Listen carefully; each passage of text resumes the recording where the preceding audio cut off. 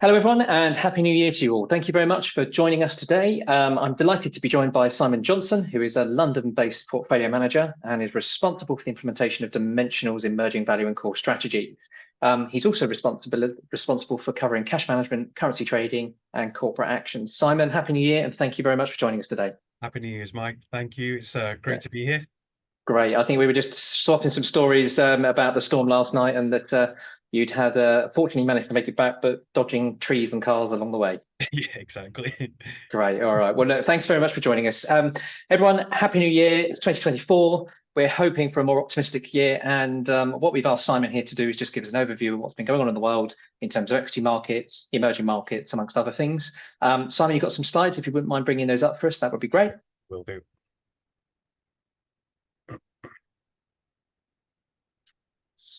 So just while Simon's doing that, Dimensional are one of our investment partners, and they work closely with us on various different investment options that we can provide you.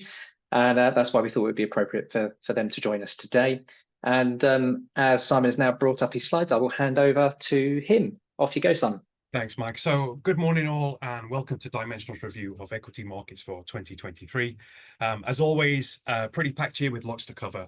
And as we'll see, despite many of the headline themes we encountered in 2022, and the fact that those persisted into this year, it was a huge contrast in terms of market performance. And what I'd like to do today is to get into some of those numbers. So effectively dissecting market returns through a variety of lenses, and giving context to some of those dominant themes, and then ultimately working with those to provide some insights that relate directly to the performance of Dimensional strategies. Now we'll begin with a high-level view of equity and fixed income. So here we've got equity markets on the left-hand side, and as you can see, we've got global equities returning 14.7%, and all of these are in GBP terms. Now, out of the respective regions as we have them split here, and as we'll see later, it was really developed markets that led, and that's by the US dominating those returns. Here we see developed ex-UK returning 16.3%. Above that, the UK at 8%, and then at the bottom there, we see emerging markets at 5.4%. Now, all of these are what we call IMI indices, which is the MSCI's investable market index. We can use these as a good proxy for the market. And it means that these numbers are covering the full breadth of large caps and small caps. On the right-hand side, we've got a nod to fixed income, and we see there the global aggregate index returning 6.2%, and the UK Ag at 5%. And again, in fixed income, a huge change from one of the worst years on record as we saw in 2022. From here, though, we'll concentrate solely on equities, and we'll turn to developed markets to begin with. Now here we're using growth of wealth charts for developed markets, showing historical performance. And we've got yearly data going back to 1970, using the MSCI World as a proxy for developed markets. Now, each one of these strands is representing a pound that you would have invested in each one of these years. And just to get a sense of the scale and the range at the top there, we've got 1975, where markets returned around 55%, going all the way down to 1990 at the bottom, where we saw developed markets drop near 30%. And if we introduce 2023, and if you focus on the solid portion of the line for 2023, we get to our previous installment where we were closing out the third quarter. And at that point, we saw developed markets up 9.5% for the year. Now from there, the fourth quarter, as represented by our dotted line, added considerably to equity performance, delivering around 7% to close out 2023 with a 16.8% return in GBP terms. And that's using the MSCI World Index, and that's the standard index. So it cuts off small caps and covers mid caps and large caps. So a strong year for developed equities, and looking at where we left off in 2022, with all of those headlines that I mentioned, and where investors were hit with an 8% drop, I don't think many would have confidently anticipated the strong returns we've seen in this period. However, looking at those 2 years in contrast, I'd say we've got a true to form demonstration of the importance of discipline year on year and staying focused on your investment objectives. Now, just to note that with a 16.8% return, it's firmly above the annualized average. And if we collect all of these strands together and take that average, you get something around 10.5%. So that covers developed markets from a growth of wealth perspective. And from there, we can switch to emerging markets to complete the picture. Similarly, we've laid out growth of wealth charts for MSCI Emerging Market Index, and here we're going back to 1999. And visually, at least, you can see that greater variation when compared to developed markets, with a range of returns going from 71% at the top there in 1999 to a negative 35% in 2008. However, in line with developed markets, Q4 was also a stronger quarter for emerging markets, taking us from that flat return we saw posted for the year ending in Q3 to a positive 3.6% return to close out the year. Though when you compare both regions, you still see a significant divergence. And with that 3.6%, we're seeing a return that sits way below its annual average of 8.7% over this date range.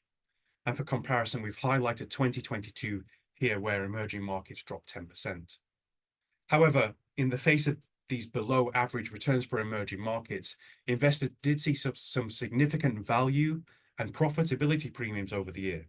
And that's something we're going to assess in greater detail later when viewing market performance through the lens of the premiums. So just to recap, standard market indices returning 16.8% for developed markets and 3.6% for emerging markets. Now from here, we're going to move on to country and sector performance.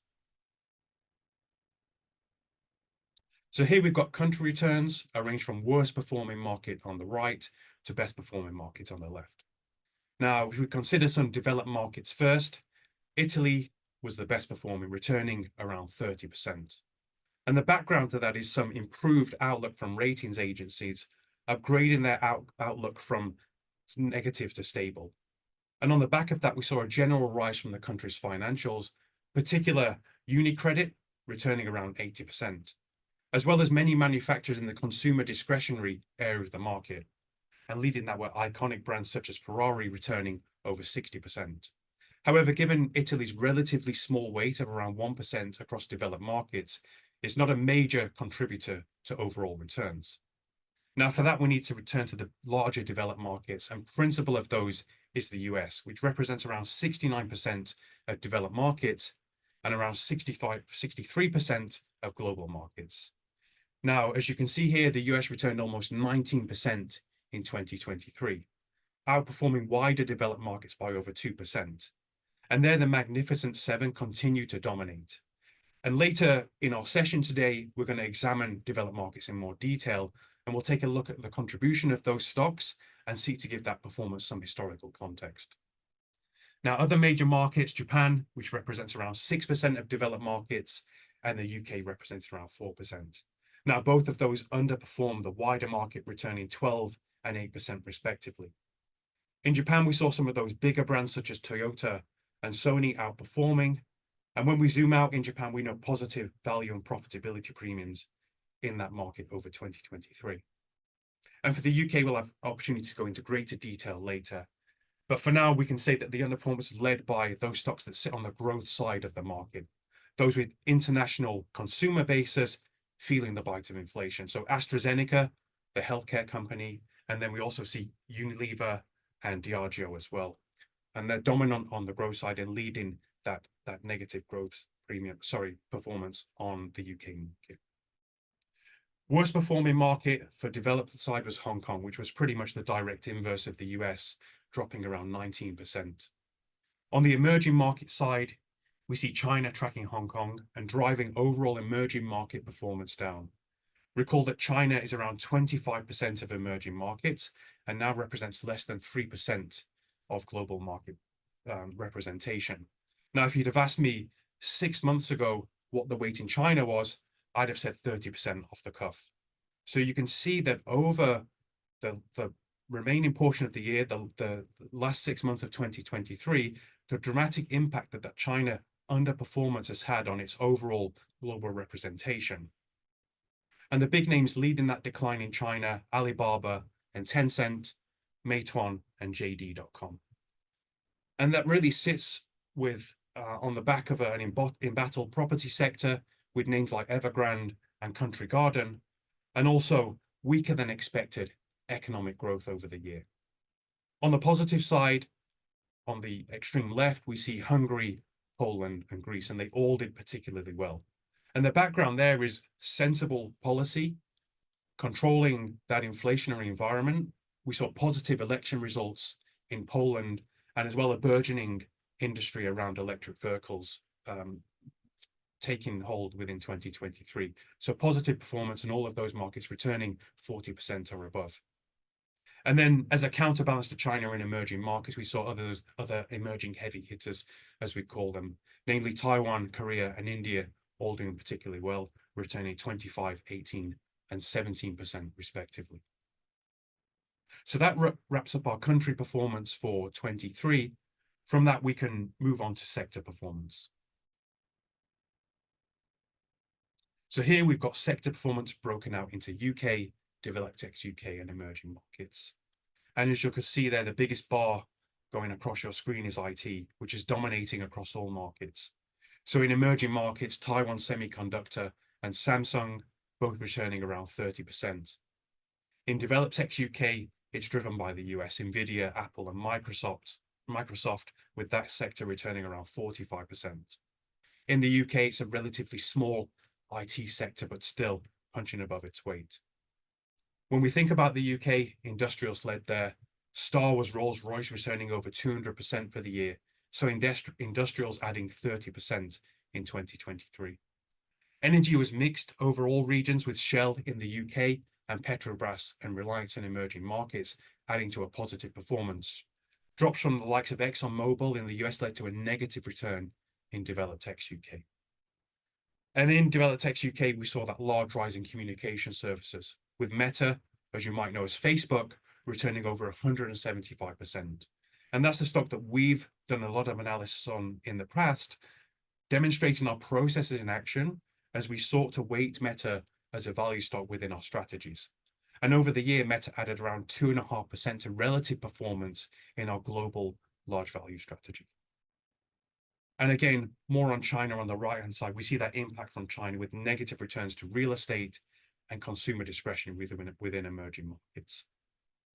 So that wraps up sectors. And now we're going to move to examining regional returns to get a look at overall equity performance within these respective regions. We're going to split those out amongst size, value, and profitability to understand how those premiums behaved over 2023. So we're going to begin with developed markets to begin with. And on the left-hand side of the screen, you can see developed large caps returning 18.3% versus small caps at 12.6%. So demonstrating a negative size premium for 2023 in developed markets. As we move to the center, it's a mixed picture for relative price or value across each of these size dimensions. So within small caps, we see a positive value premium, with small cap value stocks returning 13.4% versus small cap growth stocks at 11.6%. However, dominating our picture is that significant negative value premium within large caps. So large cap growth stocks returning around 25% and outperforming large value by 13%. Moving to profitability on the right-hand side, we see a mixed picture. So large cap, low profitability stocks are outperforming those with higher levels of profitability. In small caps, we saw a positive profitability premium. Now, nominally speaking, at least the value performance that you see on the screen here is pretty good, and it's in line with what we'd expect from long-term annual averages for value stocks. However, the impact of the Magnificent Seven continues to endure, and it's the driving force of that negative value premium we're seeing here. And we're going to home in on those for the next few slides to get a better sense of their overall impact and the extent to which they've weighed in on that large cap growth return.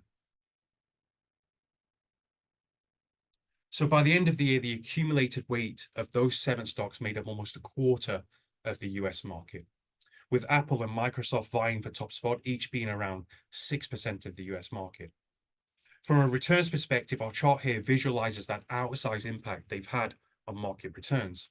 And we're using the Russell 3000 here, which is a good proxy for the US market, covering both large caps and small caps. And here we've taken stocks that contributed more or less than 5 basis points to total market return, and we've ranked those from worst to best as we move from left to right. Now, the Magnificent Seven are named on the right-hand side. So to call a couple out, first in line is Microsoft, returning 58% in 2023 and adding around 2.8% to the market. Third one along is Nvidia, returning 240% and adding around 2.2% to total market returns. So in USD terms, this index returned just over 25% in 2023. And in total, this collection of stocks combined contributed 13% to that total return. So that's more than half of what the market return was down to just 7 stocks, and that's out of 3,000 that investors have at their hands to choose from. Now, for us at Dimensional, we're certainly going to cite this as an unexpected return. And we can draw that conclusion from valuation theory, where we tie a security's price to its expected future cash flows and discount that back to present day. And at these valuations, on a relative basis, investors are applying lower discount rates to hold shares in these companies. Lower discount rates, in theory, mean lower expected returns. So an outcome like this, theoretically, is unexpected. And of course, beyond the theory, we can also look to the empirical evidence to help us set expectations on future performance. And firstly, by looking at returns of companies that in the past have experienced a similar trajectory. So here we've taken almost 100 years of empirical data for the US stock market, and we're tracking the performance of companies en route to reaching the top 10. And we're noting their excess return over the market on that journey upwards. So for instance, on the left-hand side, at 10 years prior to reaching the top 10, companies that will ultimately join that rank beat the market by 11.9%. As we move forward in time, when they get to 3-year price to being in the top 10, stocks on their way to being in the top 10 outperform the market by an average of 27%. Now, as these companies grow, like the Magnificent Seven have, they become some of the biggest market caps out there, and evidently we see some impressive returns. However, on the right-hand side, we demonstrate what happens to those stocks once they've appeared in that top 10. And what we see is a drop in returns following their arrival in that ranking, and a performance that begins to lag the market. So the empirical evidence is also suggesting that current performance is unlikely to continue. If you think 20 years ago, you had companies like General Electric, Pfizer, and Verizon, for instance, which had a similar fate to those stocks that we've demonstrated in this empirical evidence. Now, the experience for the value premium was remarkably different outside of the US. And what we've seen is a positive value premium develops ex-US and emerging markets.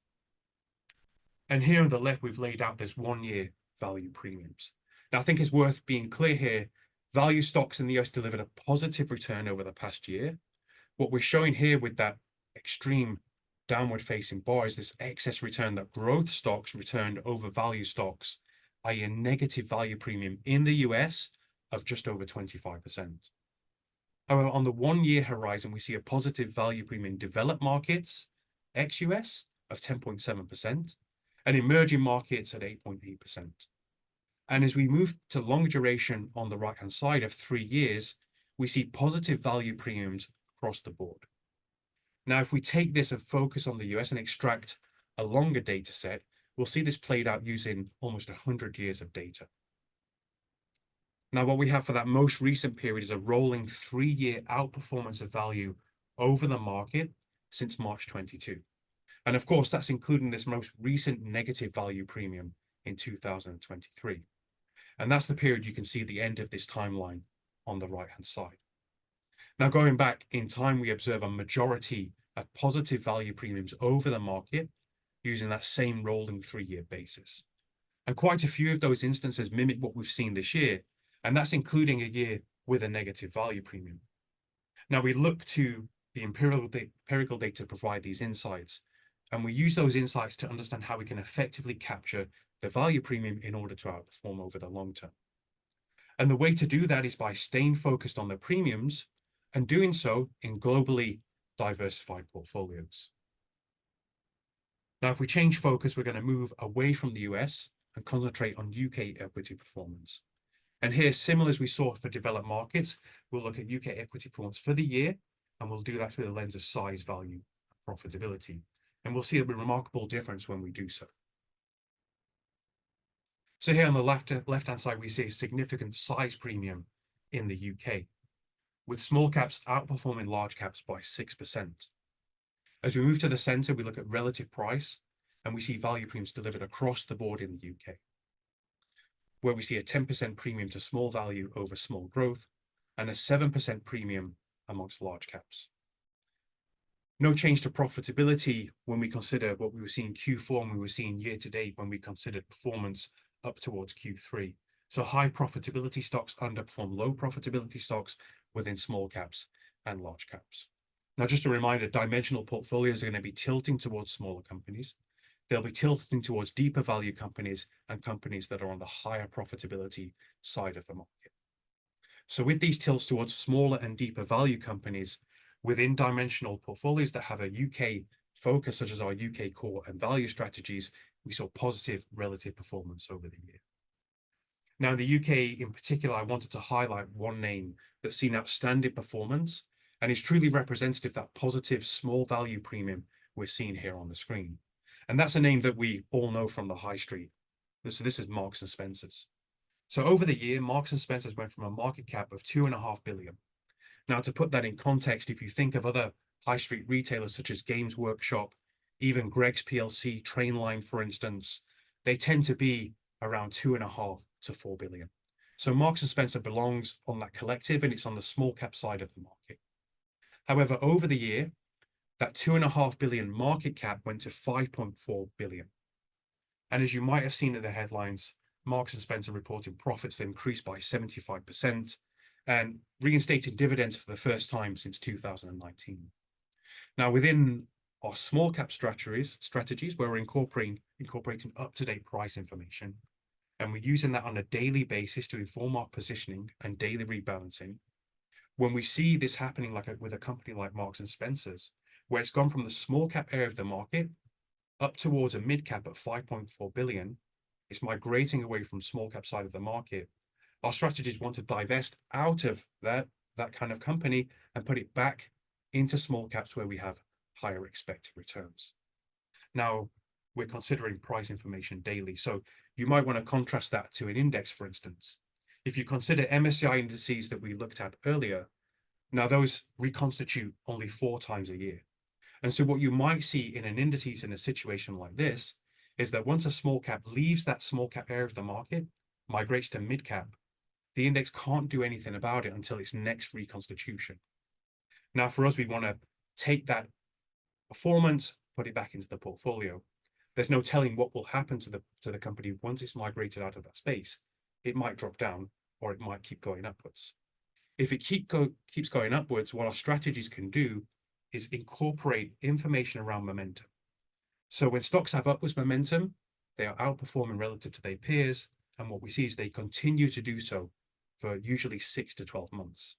And we've designed our strategies to use this daily price information to take advantage of these short-term competing premiums such as momentum. And we do that to enhance returns over the near term. So given Marks and Spencer's in this situation was exhibiting upwards momentum, our strategies will continue to hold this stock until that momentum effect dissipates. And as I said, this typically occurs between 6 to 12 months. Now, from the point where we would normally define our size ceiling, where we would typically sell out of a stock that's left the small cap area of the market, Marks and Spencer continue to deliver an extra 30%. So if we're holding that at a 1% weight, for instance, that momentum screen delivered an extra 30 basis points of additional performance to the portfolio. So I thought it was nice to highlight on an individual name basis our process in action, and also a stock that was representative of that small value premium that we saw in the UK.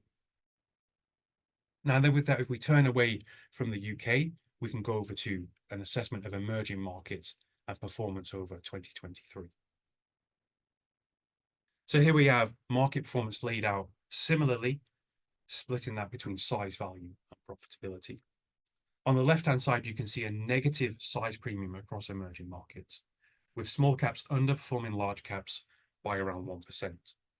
Looking at relative price or value, we see there was a significant value premium within large caps, where large cap value stocks beat large cap growth by 8%. And similarly, small cap value beat small cap growth. From a profitability angle, we see substantial profitability premiums across the entire size spectrum, with high profitability stocks more than doubling the performance of low prof stocks. And it's been the movement of some of those largest names that I mentioned in China that's contributing considerably to that underperformance of growth, low profitability stocks in the large cap space. And one of those names in particular was an online retailer called Meituan.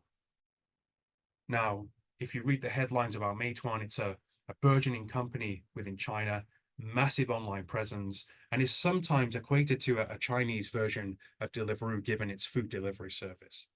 And here we show a price graph for the company over 2023. And what we see is Meituan almost halved its market cap over the year, falling from a market cap of 120 billion to a market cap of 60 billion. And the book value of the company, which is a key input into our relative price or value metric, actually increased over the period.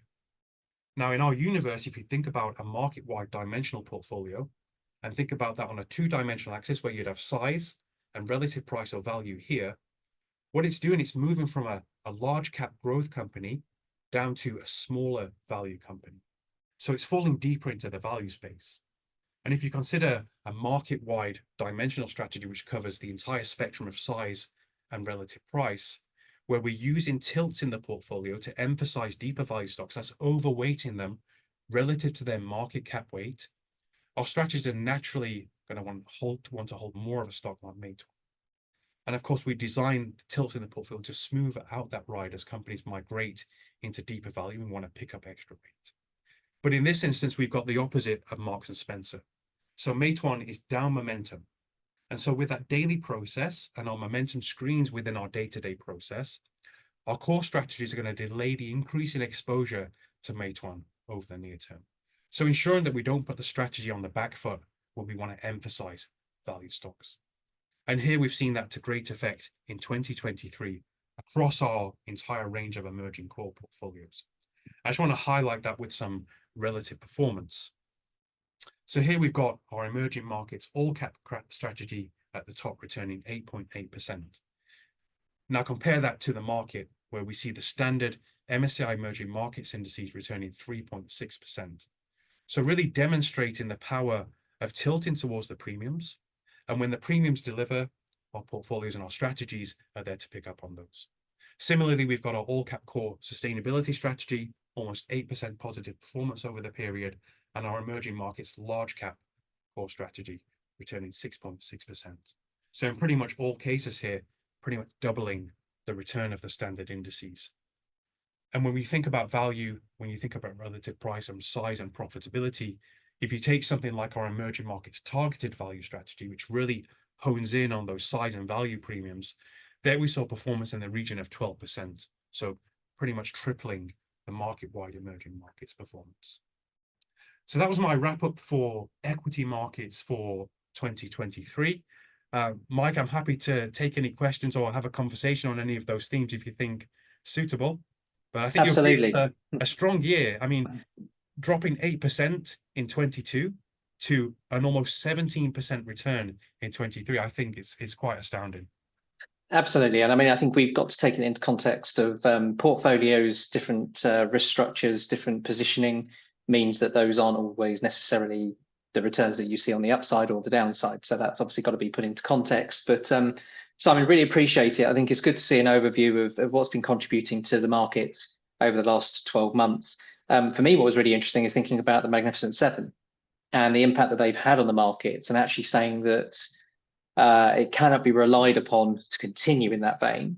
That being said, hopefully won't detract massively over the longer term from their current positions, but really what you're saying is the growth is hopefully here to stay, but there will be some detraction on it. And I guess really what that highlights for me is the point about diversification in a portfolio, making sure that we always have money spread across lots of different sectors, lots of different markets, and lots of different asset classes to ensure that there's always that balanced approach to everything you do. I know you've obviously focused on various different areas here, but that was absolutely brilliant. Thank you very much for your time, Simon. Really appreciate it. My pleasure. Thanks, Mike. Thanks.